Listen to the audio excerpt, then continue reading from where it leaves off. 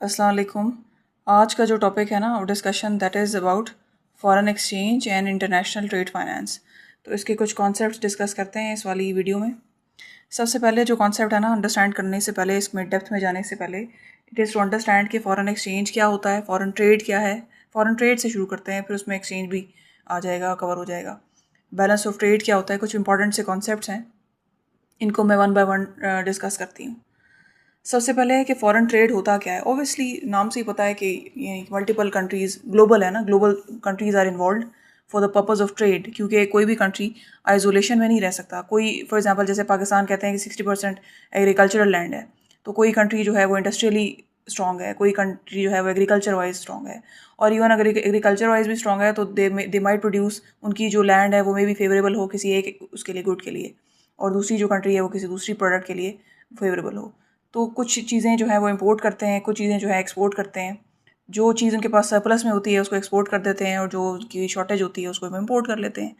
ये जो सारा साइकिल है ना इम्पोर्ट एंड एक्सपोर्ट का, जो ग्लोबली चल रहा होता है, उसको कहते हैं कि जी ये फॉरेन ट्रेड है। इससे क्या होता है कि वो अपनी जो शॉर्टेजेस होती हैं उनको बैलेंस कर लेते हैं, और जो एक्सेस होता है, जो सरप्लस होता है, उसको दुनिया को से शेयर कर लेते हैं ताकि वो उनको भी फ़ायदा हो। तो इस तरह से पूरा जो ग्लोबल सिस्टम है ट्रेड का वो चलता है। इसलिए क्योंकि मे बी शायद कुछ कंट्रीज़ की स्पेशलाइजेशन होती है किसी, फॉर एग्जांपल जैसे वो कहते हैं कि जो यूएस की इंडस्ट्री है वो सेमीकंडक्टर्स के लिए दैट इज़ वेरी यूज़फुल। जैसे चाइना इज़ अ हब है नाउ डेज़, कि सारी जो मेजर प्रोडक्शंस हैं, प्रोडक्शन हाउसेज हैं, वो चाइना में है क्योंकि उनकी कॉस्ट इफेक्टिव है, and they produce in mass amounts में वो प्रोड्यूस करते हैं। उनकी जो एक्सपर्टीज़ हैं दे आर मोर स्ट्रॉन्गर। जैसे जापान की गाड़ियाँ जैसे बहुत मशहूर हैं, इस तरह से ना। तो जहाँ जिसकी एक्सपर्टीज़ इस चीज़ में बहुत अच्छी है तो उसकी ऑब्वियसली वो उसकी इकोनॉमीज ऑफ स्केल को भी वो easily they can manage and they can earn money out of it by exporting it to the other countries जो कि उस चीज़ को उसकी ज़रूरत है।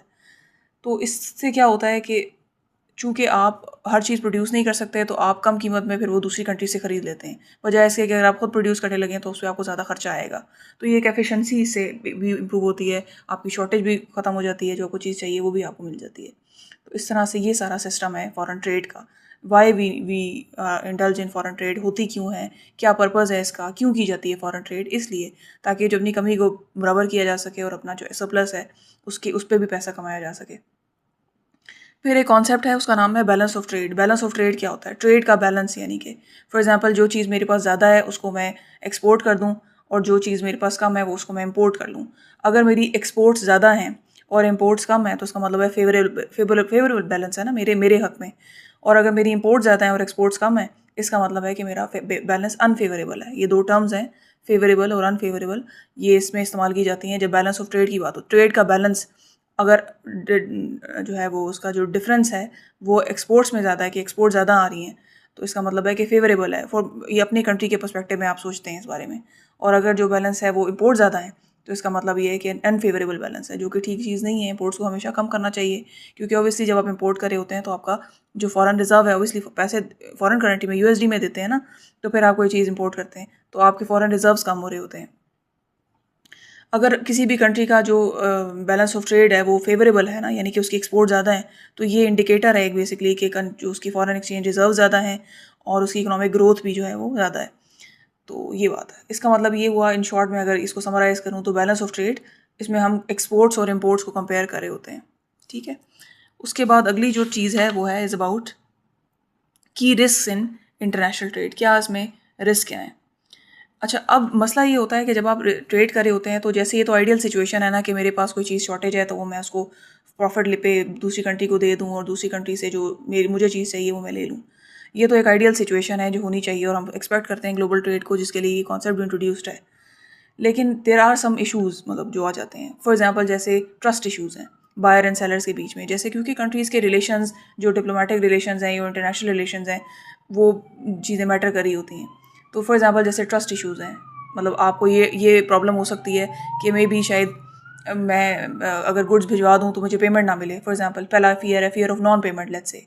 या अगर लेट्स से मैंने जो है वो, let's say if I am importing something और मैंने पेमेंट पहले कर दी है और मुझे डिलीवरी ना मिले गुड्स की, ये एक दूसरा फेयर है।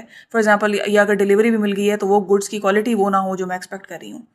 तो ये सारे रिस्क हैं बेसिकली, जो इस बिज़नेस में, जो ट्रेड फाइनेंस है ना, ट्रेड के बिज़नेस में ख़ास तौर पे, ये जो एग्जैक्ट वर्ड है इंटरनेशनल ट्रेड, इसका जब इस केस में ये वाले जो फियर्स हैं, ये जो सारे रिस्क हैं, ये अराइज हो जाते हैं। ठीक है, तो ये बात है। फिर उसके बाद एक चीज़ ये है कि जब लैक ऑफ ट्रस्ट की बात आती है ना, वो इसलिए क्योंकि पार्टीज डिफरेंट कंट्रीज़ में है ना, आप उन्हें मतलब ऐसा फ्रीक्वेंट बेसिस पे नहीं देख रहे होते, ट्रस्ट पे ही मामला चल रहा होता है। तो ये बात है। लेकिन जब ट्रेड फाइनेंस बीच में आ जाता है ना, तो इससे फिर ये जो रिस्क हैं जो मैंने अभी जिनका नाम लिया, जिनमें ट्रस्ट है, नॉन पेमेंट है, नॉन डिलीवरी है, या जो क्वालिटी है उसकी आपने कॉम्प्रोमाइज़ कर दी है, तो ये नुकसान है ना। टाइम का भी वेस्टेज है, पैसों का भी ज़ाया आपने कर दिया, पैसे भी ज़ाया हो गए, और उससे आपकी जो इकोनॉमिक ग्रोथ है वो भी डिले होगी अल्टीमेटली लॉन्ग टर्म में।